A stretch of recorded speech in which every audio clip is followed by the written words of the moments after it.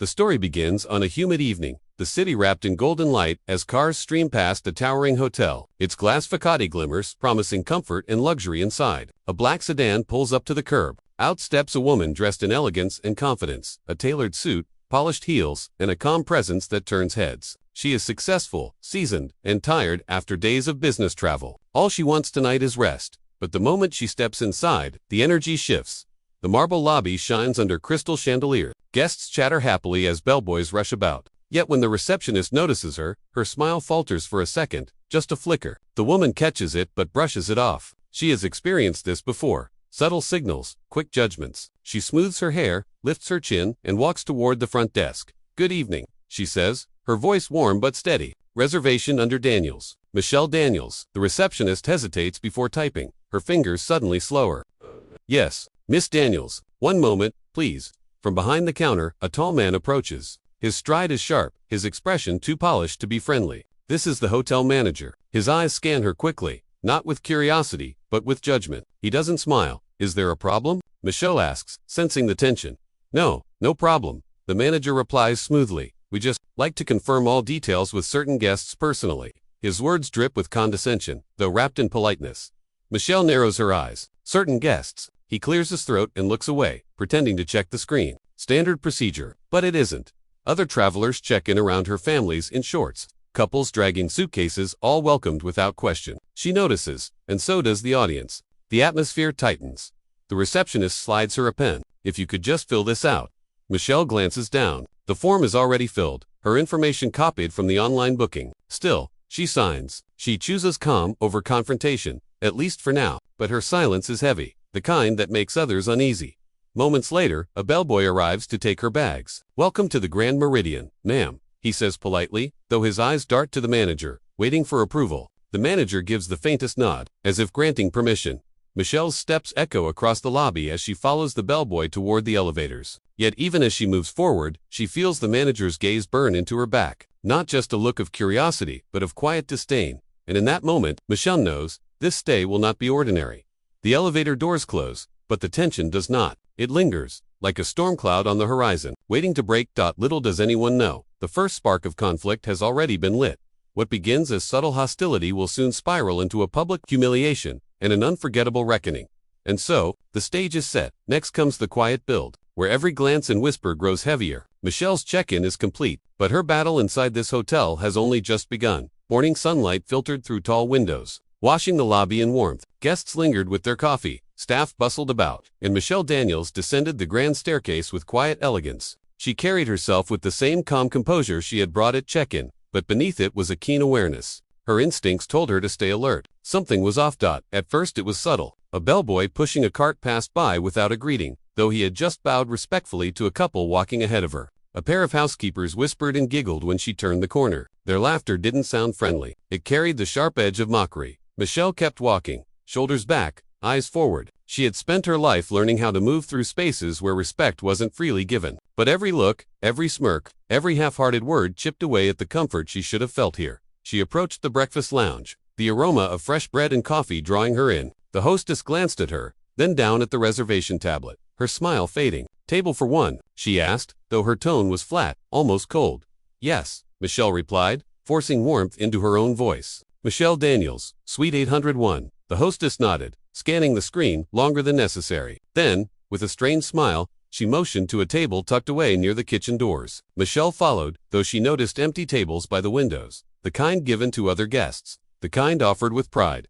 She sat in silence as waiters rushed past. 10 minutes, no menu, no water. She raised a hand politely, but each time, eyes slid past her as if she were invisible. Finally, one waiter stopped, placing a menu down with a muttered, "Here." Michelle thanked him softly. He didn't answer. Across the room, the hotel manager entered, the same tall man from the night before. His smile was broad as he greeted an older gentleman, shaking hands with charm and energy. When his eyes landed on Michelle, the warmth vanished. He walked toward her table with deliberate steps, posture tall, voice loud enough for those nearby to hear.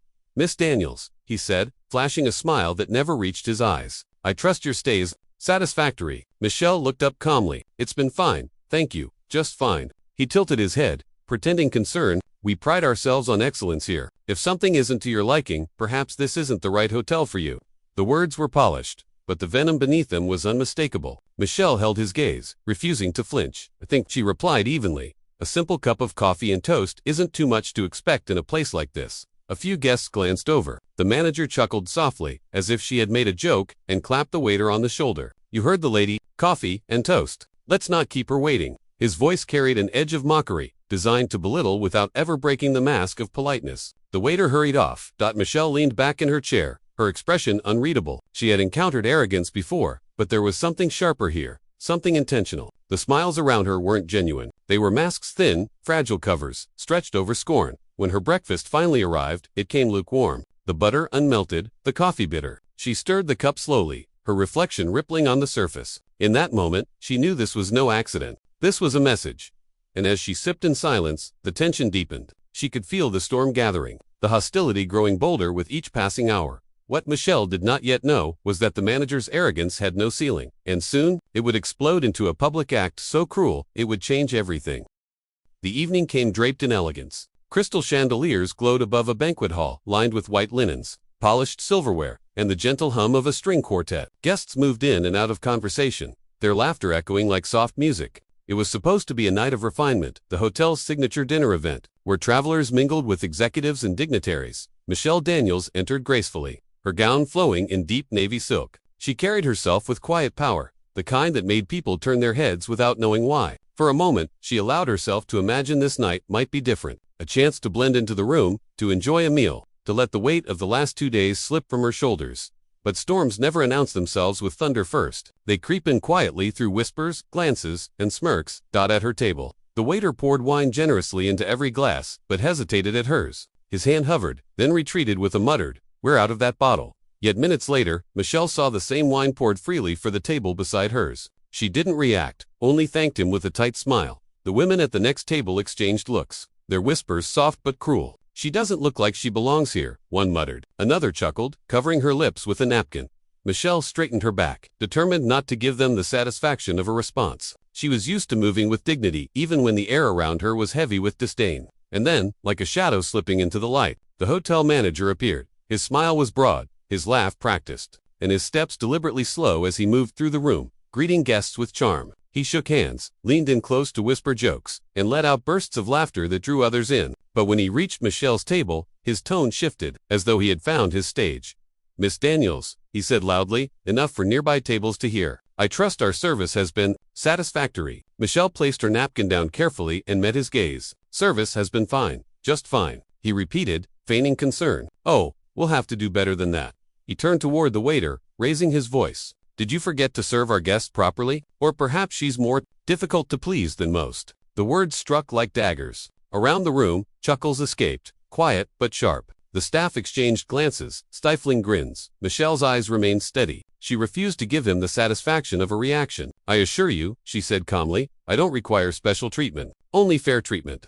For a brief second, silence held the air heavy, electric. Then the manager laughed, clapping his hands once as though she had delivered a punchline. "Oh, you're a strong one," he said mockingly. "We like strong women here. They make the evening more entertaining." The staff around him laughed nervously, though some guests shifted uncomfortably in their seats. The tension was no longer hidden. It was spreading, thickening, filling the room with unease. Michelle picked up her glass of water, her hand steady, despite the storm raging beneath her calm surface. She took a sip, her silence louder than any argument she could have made. But inside, she felt the sting, not because his words carried truth, but because they carried intent, the intent to reduce her, to single her out, to turn her dignity into a spectacle. And that was a cruelty far sharper than any insult. Whispered in the shadows. The dinner carried on, but Michelle barely tasted the food. Every giggle from the staff, every sideways glance, every falsely polite word from the manager tightened the knot in her chest. She knew something darker was coming. His arrogance wasn't fading, it was building. He was testing boundaries, pushing limits, seeing how far he could go, and Michelle could feel it, like thunder building in the distance. The storm hadn't broken yet, but it was close, very close. Soon the manager would take his cruelty too far. Soon, his mask of false politeness would shatter, and when it did, silence would fall across the room, a silence that would change everything. The banquet hall shimmered with golden light, glasses clinking and laughter spilling across the room. To an outsider, it looked like an evening of elegance, a night where success and sophistication intertwined. But for Michelle Daniels, each moment carried the weight of tension, like a violin string pulled too tight. The hotel manager had circled her all night, subtle digs, mocking smiles, and calculated remarks delivered with just enough charm to pass as banter. But beneath the veneer, his arrogance was swelling. Everyone in the room could feel it. He wanted an audience. He wanted her humiliation to be remembered. And then, he struck. Michelle sat at her table, her hair falling in smooth waves past her shoulders. When the manager appeared behind her, he leaned close, too close, his voice loud enough for the nearest tables to hear.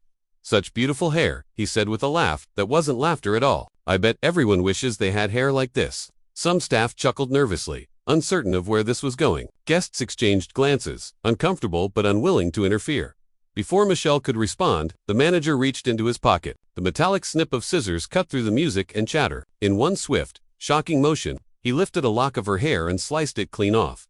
The sound of scissors was followed by silence, heavy, suffocating silence. He held the lock of hair in his hand, dangling it as if it were some kind of trophy, and grinned. "Don't worry," he said mockingly. "It's just a little joke." A few staff members laughed too loudly, their giggles jagged and nervous. Others covered their mouths in disbelief. Guests froze mid-bite, wineglasses halfway to their lips. The string quartet faltered, their music collapsing into silence. All eyes fell on Michelle. She sat perfectly still, her back straight, her hands resting on the tablecloth. Her breath caught in her chest, but her face betrayed nothing. The humiliation was sharp, searing through her like fire. He hadn't just touched her hair without permission. He had taken something personal, something sacred, and turned it into a spectacle. The manager leaned down, his grin widening. "Come now, don't be upset. It's all in good fun." But it wasn't fun. It was violence disguised as humor. It was power displayed at her expense. One of the waitresses whispered to another, "Did he really just do that?" The answer hung unspoken in the silence. Michelle reached up slowly, her fingers brushing the uneven strands where her hair had been cut. The texture, the absence, told her everything she needed to know. A part of her had been stolen, and everyone had watched.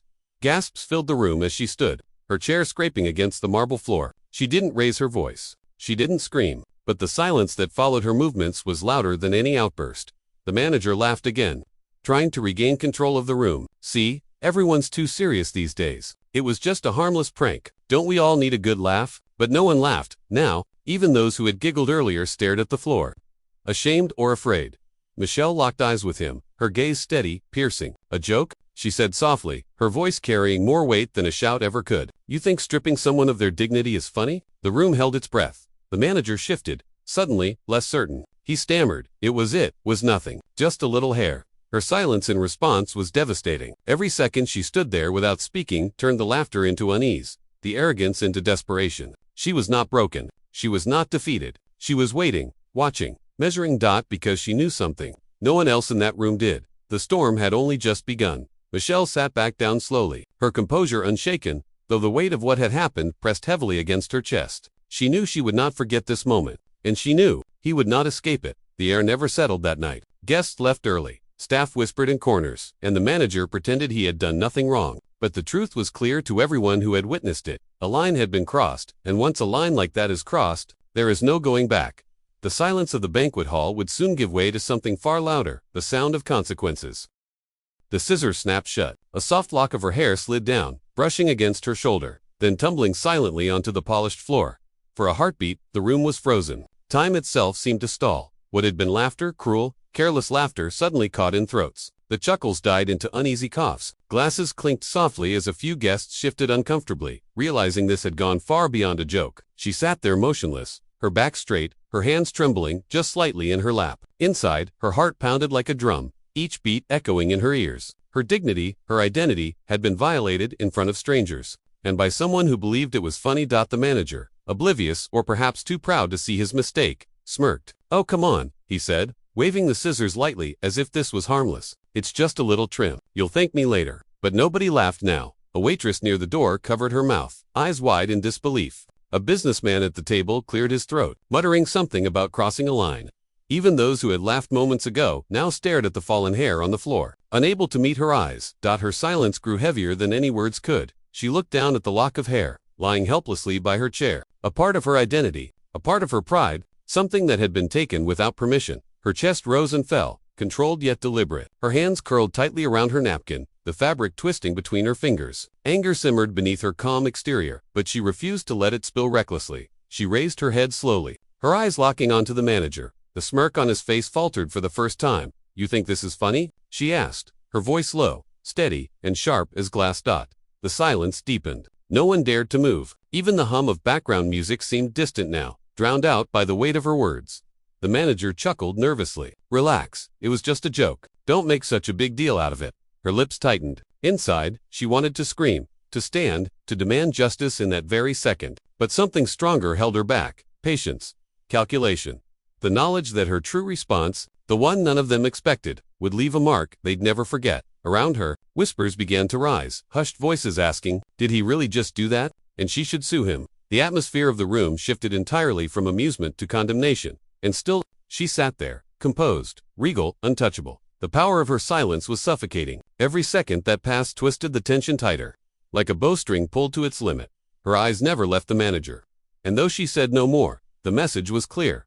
This wasn't over, not by a long shot. He swallowed hard, shifting uncomfortably in place. For the first time, the room saw him not as the man in control, but as someone small, someone who had overstepped and knew it. But she gave him nothing more. Not yet. She let the silence do what her words didn't need to. It made him squirm. It made the onlookers uncomfortable. And most of all, it carved into the air a suspense so sharp. Everyone knew something bigger was coming. Because she hadn't reacted in anger. She hadn't lashed out or stormed off. She was holding her fire, saving it for the moment when it would burn the brightest dot. And as the whispers filled the room, as the manager's bravado cracked, she leaned back slowly in her chair, her face unreadable. The silence wasn't weakness. It was the calm before the storm, and that storm was on its way. The silence at the table didn't stay contained for long. By the time the woman rose from her chair and walked toward the lobby, the tension had already spilled like water into every corner of the hotel. Whispers began in the shadows. Low, uneasy voices from staff huddled near the front desk, from guests leaning closer over their cocktails. Did you see what he did? One woman murmured, clutching her husband's arm. It was just hair. Another guest scoffed, though even he shifted uncomfortably. People overreact to everything these days. But the truth was clear. No one could shake the image of the scissors snipping, of her hair falling like a symbol of humiliation onto the floor. In the lobby, groups gathered in small knots. Some defended the manager, insisting it was a harmless prank. He was joking, one employee whispered, glancing nervously at the elevators. He didn't mean it. She cooled off. Others, though, were outraged. That wasn't a joke, a young server said under her breath. That was assault. Plain and simple. The divide grew sharper with each passing minute. And through it all, she remained silent. She didn't shout. She didn't curse. She didn't demand attention. Instead, she stood tall, her calm presence unnerving everyone more than any outburst could. Every step she took across the marble lobby was measured, deliberate, as if she knew she was carrying the weight of the entire room's attention. People who had laughed moments ago now found themselves unable to meet her eyes. Guilt had a way of silencing even the boldest. Behind the reception desk, two clerks exchanged worried looks. If this gets out, the hotel's done, one whispered. Imagine the headlines. It won't, the other replied quickly, but his voice lacked conviction. The manager, he'll handle it. But deep down, they knew the damage was already spreading. Because whispers don't stay whispers for long. They grow, they twist, they leave stains that no amount of denial can wash away. And as she walked past the hushed groups, she could hear fragments of their words. Sharp and cutting, disrespectful, embarrassing, unforgivable. Her silence wasn't weakness, it was strategy. By saying nothing, she forced everyone else to fill the void with their own guilt, their own discomfort, their own doubts about the man they thought they respected. The manager, meanwhile, lingered near the restaurant doors. Pretending to act busy, his confident grin was gone, replaced with a strained smirk that fooled no one. He could feel the eyes on him, the judgment simmering. People are making it bigger than it is. He muttered to a colleague, but his words wavered. It was just a joke. But even as he said it, he knew the tide was turning against him, because the truth was undeniable. The hotel's pristine image, its carefully crafted reputation, was crumbling with every whisper that passed through the lobby. And at the center of it all was her, silent, unshaken, and watching. She didn't need to speak. The room was already speaking for her. And when she finally did open her mouth, it would not be to defend herself. It would be to deliver the blow that no one saw coming. The door to her suite clicked shut, sealing the noise of the lobby behind her. For the first time since the humiliation, the woman was alone. The laughter, the whispers, the weight of every eye in that room, all of it dissolved into silence. She walked to the window, staring out at the city lights, shimmering against the night sky. Her reflection in the glass showed more than a woman with hair unevenly cut. It showed years of battles she had fought, just to stand where she was now. Her hand trembled slightly as she touched the spot where the scissors had cut. That lock of hair was more than strands. It was dignity, identity, pride, and he had taken it without permission, reducing it to a cruel punchline. But this was not the first time she had been reduced, mocked, or underestimated. And each time before, she had risen. The silence of the suite was broken by her own voice, low but steady. "They think this is about hair," she whispered. "They have no idea what this is really about." Her mind drifted back to childhood classrooms where teachers had questioned her abilities. Two boardrooms where her ideas were ignored until a man repeated them. She remembered the first job interview where she was told she was too bold, and the client meeting where someone had assumed she was the assistant, not the CEO. Each memory replayed like a flash of lightning, harsh and unavoidable, and with each flash, she felt the fire inside her grow hotter. She sank into the armchair by the bed, clasping her hands together, forcing herself to breathe. The hotel suite around her, sleek, luxurious, and designed for comfort, felt cold, sterile, as if even the walls were waiting for her. Next move, she remembered her grandmother's words. Spoken years ago, "Dignity is not given, child, it's claimed. And when they try to take it from you, you show them you still own it." Those words echoed now, louder than the memory of laughter in the dining room. Her phone buzzed on the nightstand. A message from a colleague read, "He went too far. Are you okay?" She typed, then deleted her reply. Not yet. Words were not enough right now. Instead, she leaned back and closed her eyes, letting the memories fuel her resolve. The prejudice she had endured had forged her into someone unbreakable, and tonight, she refused to be broken. In her mind, she replayed the moment again. The scissors, the snip, the gasps, and then, the silence that followed. That silence had power, and she intended to wield it. No tears fell, no anger spilled, only determination settled deeper into her bones. "I won't let this slide," she murmured to herself. Not this time. The suite seemed to hold its breath with her. Somewhere in the distance, she could hear faint sounds from the hotel below. Muffled voices, footsteps, the hum of an elevator. But up here, behind closed doors, she was crafting something greater than a response. She was preparing a reckoning. Her reflection in the window now looked different, no longer weary, no longer wounded. It looked ready to remind everyone exactly who she was. Because the truth was simple. She wasn't just a guest in this hotel. She had more power than anyone in that building realized. And soon, very soon, they would learn it the hard way. Morning light spilled through the tall windows of the hotel lobby, casting a golden glow on polished marble floors. Guests drifted about with suitcases and coffee cups, unaware of the storm about to break within those walls.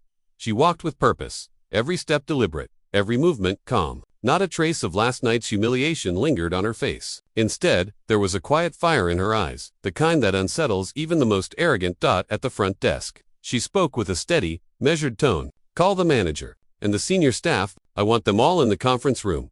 Immediately, the receptionist blinked, surprised. Her voice carried a weight that didn't invite questions. Within minutes, word spread through the hotel like wildfire. Whispers filled the air. Why was she calling a meeting? Who gave her the authority? The manager arrived first, still smug, still carrying himself with the same false confidence. He straightened his tie, clearly assuming this was about an apology, or perhaps even a complaint he thought he could brush aside. Behind him, department heads and supervisors filtered in, one by one, curiosity etched across their faces.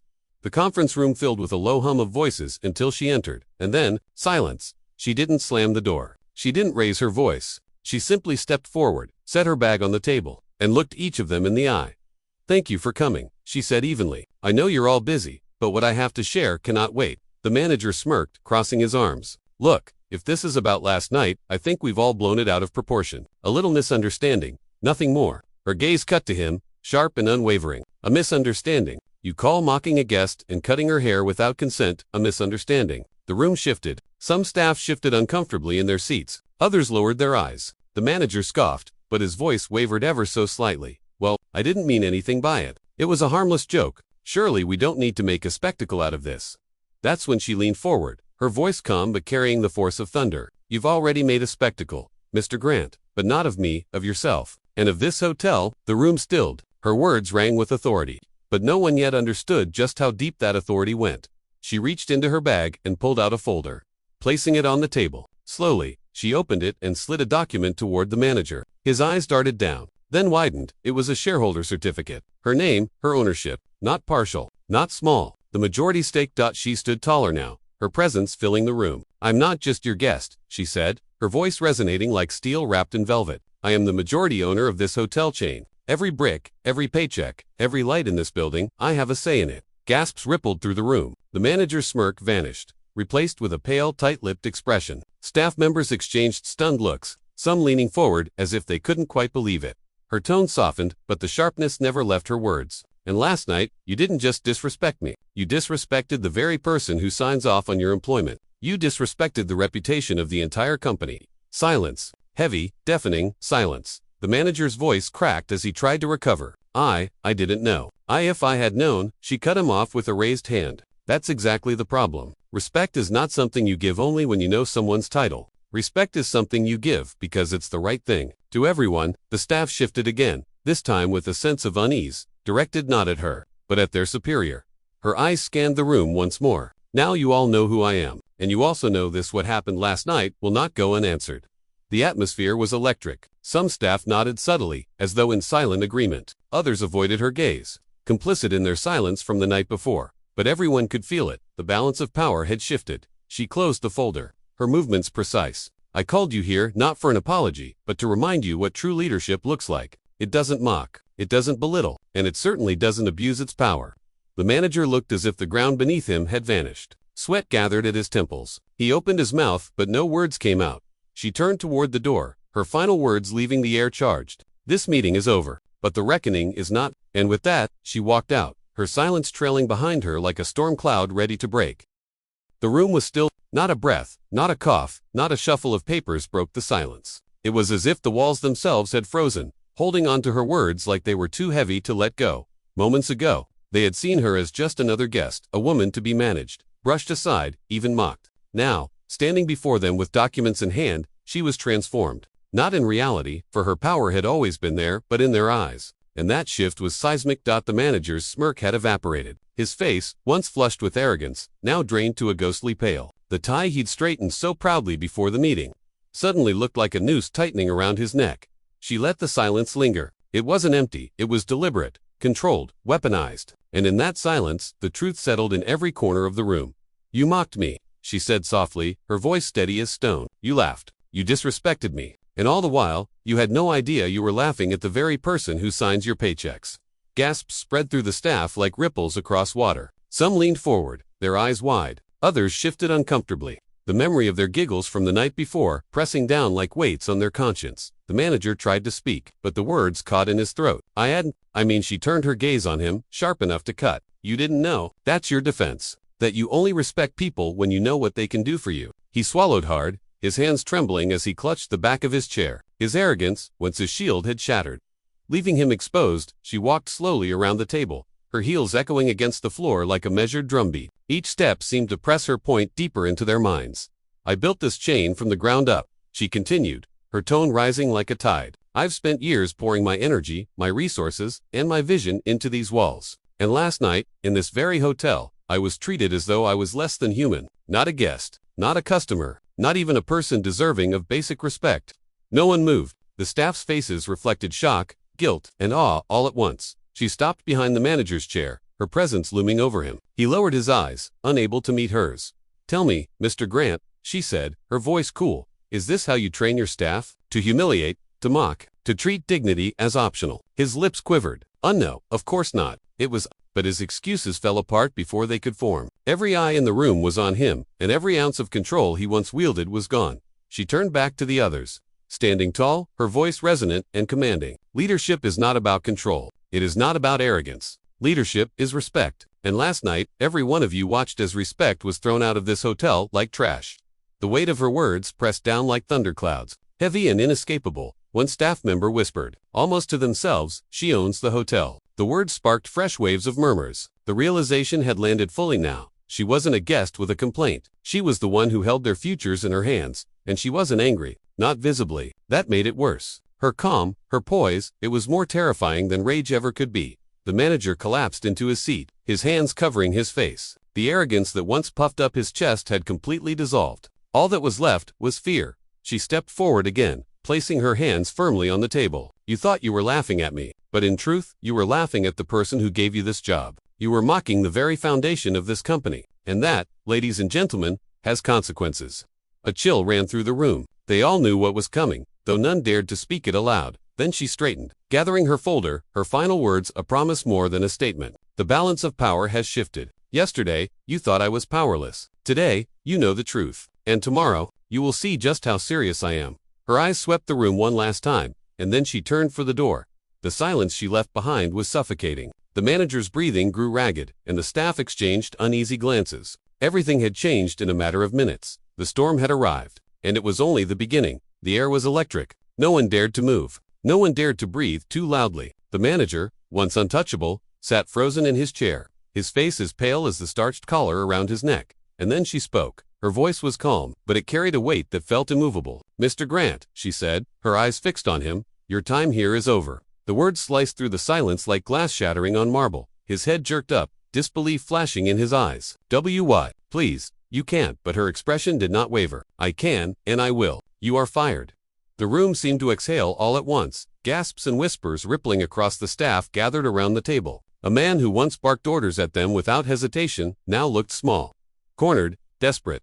He shot up from his chair, his words stumbling over themselves. "Please, I didn't mean it like that. It was a joke, just a joke. Everyone knows I was her." Han rose, silencing him with a single gesture. "A joke?" she repeated, her tone heavy with disdain. "You cut a woman's hair in front of your staff. You humiliated her, and you laughed while doing it. That is not a joke, Mr. Grant. That is cruelty disguised as humor." His lips trembled, but no sound came. She stepped closer, each heel striking the floor like a gavel hitting wood. "Do you know what leadership is? It is not belittling others to feel powerful. It is not mocking those you think are beneath you. Leadership is respect, and you failed." The staff watched with wide eyes, many exchanging glances that carried both shock and a sense of justice long overdue. For years, they had endured his arrogance, his sharp tongue, his lack of compassion, and now it was unraveling before their eyes. The manager tried again, his voice breaking. "Please, I need this job. I've given years to this hotel." Her reply came sharp, final. "No, Mr. Grant.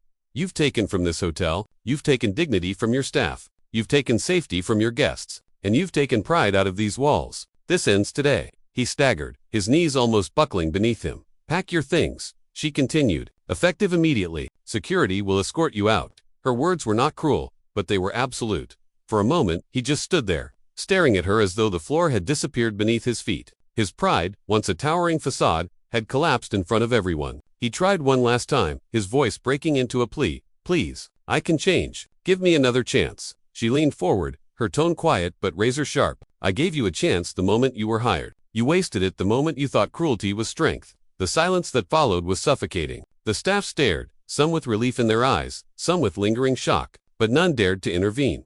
Then, without another word, she turned her back on him. That single motion said more than anything else. He no longer mattered. Security entered quietly, their presence sealing the finality of her decision. The manager's shoulders slumped, his fight gone, his pleas reduced to whispers no one cared to hear. Step by step, they led him out of the room, his once booming voice replaced with silence. And when the door shut behind him, the atmosphere shifted. The staff remained still, but the energy in the room had transformed. It wasn't just fear anymore, it was respect. It was awe, for the woman standing at the head of the table wasn't just an owner. She was justice embodied. Calm and merciless, yet fair. She glanced around the table, her eyes meeting each pair, staring back at her. "Let this be a lesson," she said firmly. "This company was built on dignity and respect. If you cannot uphold that, you will not be here. Do I make myself clear?" A unified chorus of voices responded in trembling unison. "Yes, ma'am." She nodded, her tone softening, though still edged with authority. "Good, because the future of this hotel depends on the people in this room. Not fear, not intimidation, but respect." The staff lowered their heads, some swallowing hard, others breathing with relief. Then, with grace and finality, she closed her folder. "Now," she said, her voice carrying the weight of transition, "let's talk about how we move forward." The storm had passed, but the echoes of what just happened would linger in their minds forever.